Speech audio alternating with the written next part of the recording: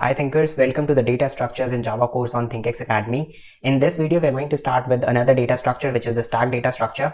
And we will see what are the advantages of this data structure and how insertion and deletion operations are performed in this data structure.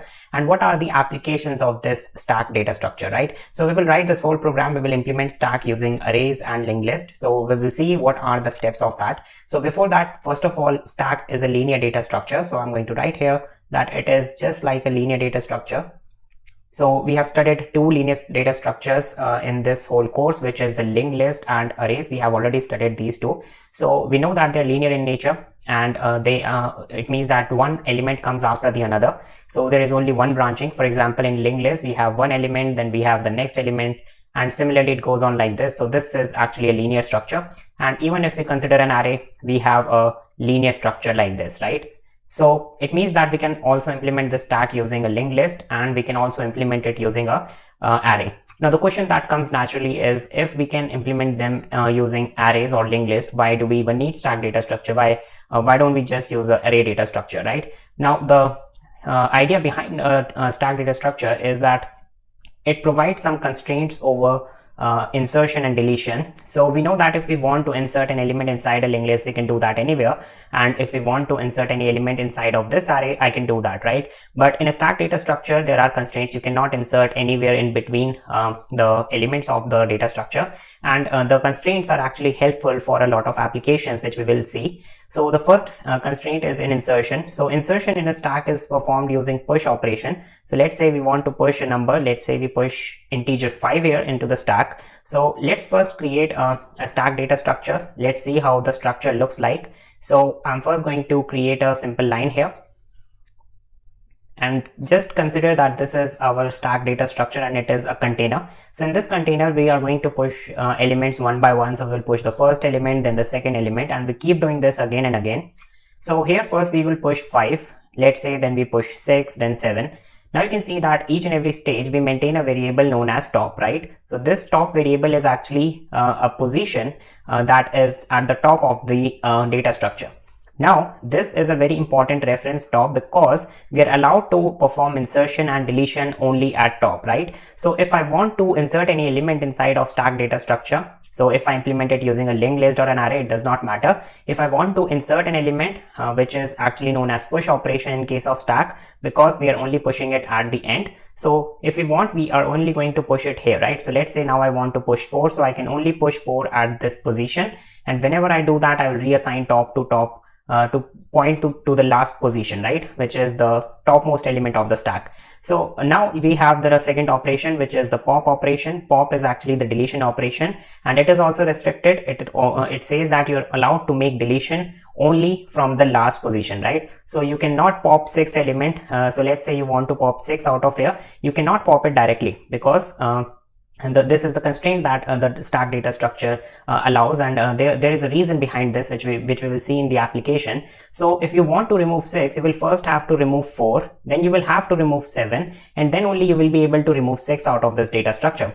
So instead, if you consider a case of linked list or an array, we have the ability to delete any particular node in linked list, right? We can reassign these references and we can do that.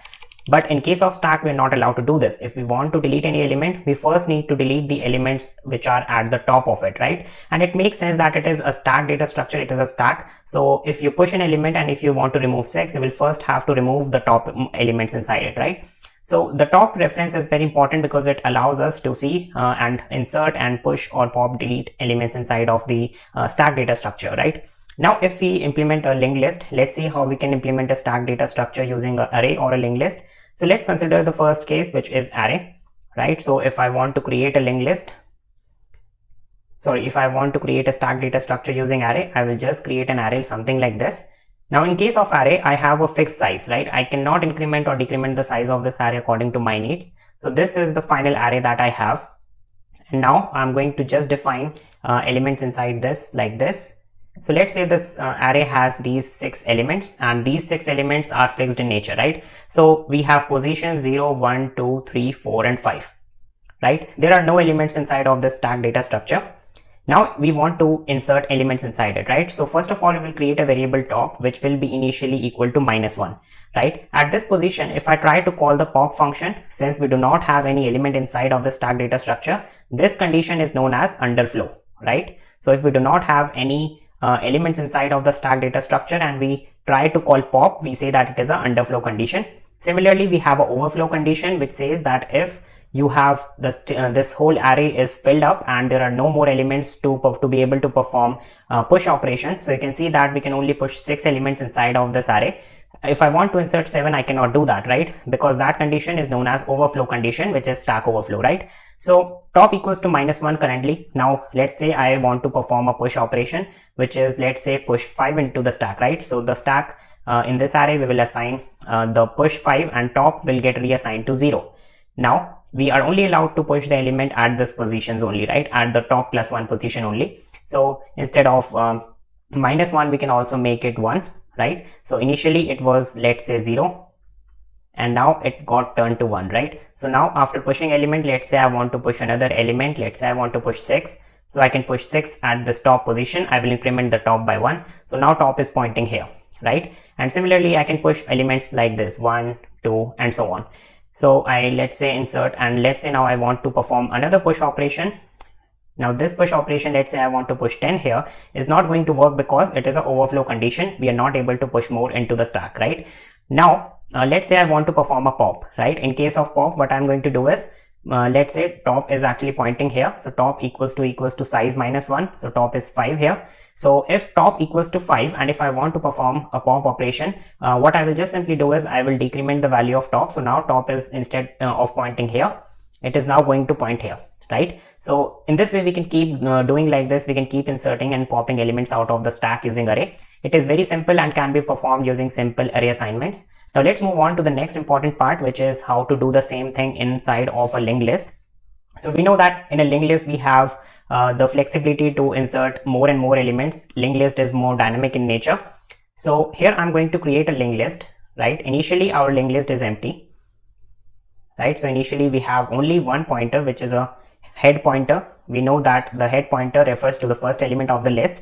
Now instead of using the head pointer, we will call it as top pointer, right? And initially it is pointing to null.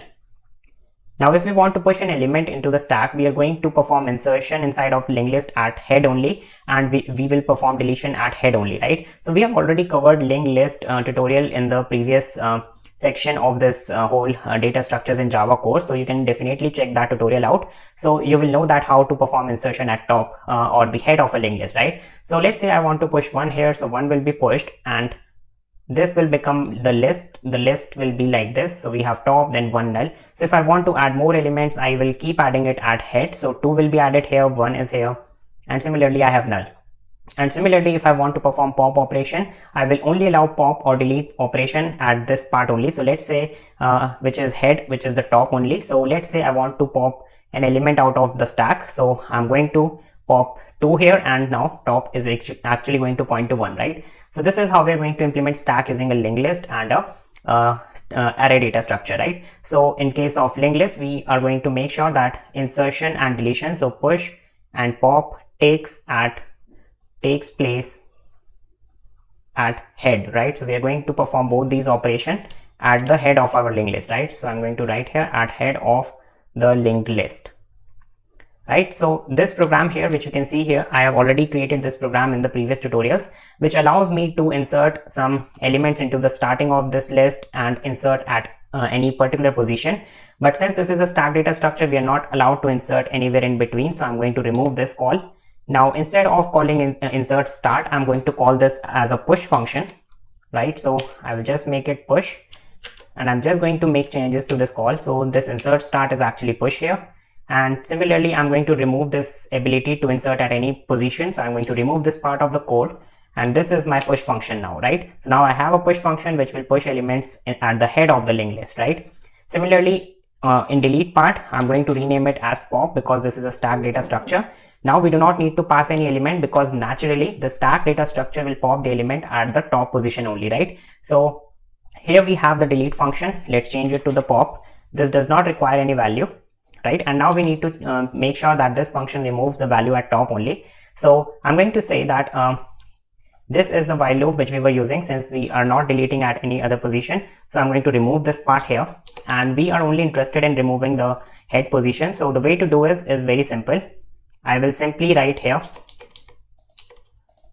head equals to temp.next, right? So I will create a temporary pointer which will point to head, and now what I'm going to do is I'm going to reassign head to point to the temp.next, right? So now our head pointer, which is top, is going to point to the next position.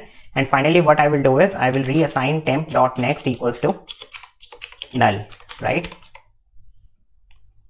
So what we are trying to do here is, let me just show you here. Let's say we have 1 here, we have 2 here, and null here, and we have head pointer which is pointing here. So I create a temporary pointer which will point here, right? So what I'm going to do is I'm going to change this head. We will have to reassign head to head.next or temp.next. So I will reassign this head. Now head is actually going to point, right? It is actually going to point to temp.next, right? Temp.next is here. Now remember that we have to remove this link also. So the way to remove this link is by using temp.next. So temp.next will be equal to null.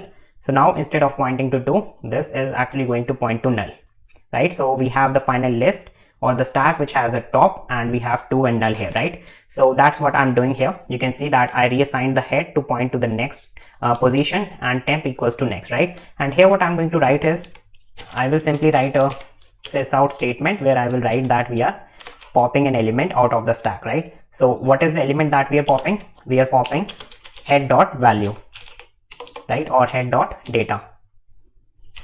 So we are actually trying to pop the particular element. So now what I'm going to do is I'm going to show you the let's run this program to show the output. So you will see that the stack will be 4 to 1. Then we will pop an element. So let's first remove this, and I'm going to now run this program. So I'll run this Java application, and now you can see we have 4 to 1 here. And now what I'm going to do is I will make a call to the pop function. So new ll, right? We can rename it to stack. So instead of saying it new ll, we will rename this to stack data structure, and this will be a stack now, not a linked list, and this will also be our stack, right? And similarly I'm going to change the name of this to stack data structure, because this is now a stack data structure, and here we have the whole stack. Now what I'm going to do is I'm going to just change these variable names, right? And now I'm going to simply make a call to the pop function, and once I'm done with that, I'm going to call the display function, right? And again I will make more calls to this function. So let's just run this one first. So you can see, okay, it says that we have some errors here. So what are the errors here? Let's just run this again, and here you can see that we have 4 to 1, right?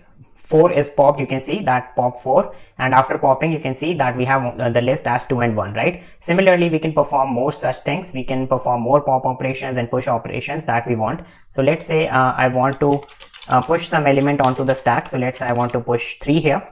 I can do that, and now I will again display the list here, right, using stack.display, and again I will run this, right? So here you can see now we have 3 to 1, right? So instead of this, I'm going to just leave another line so that it will come into the next line, right?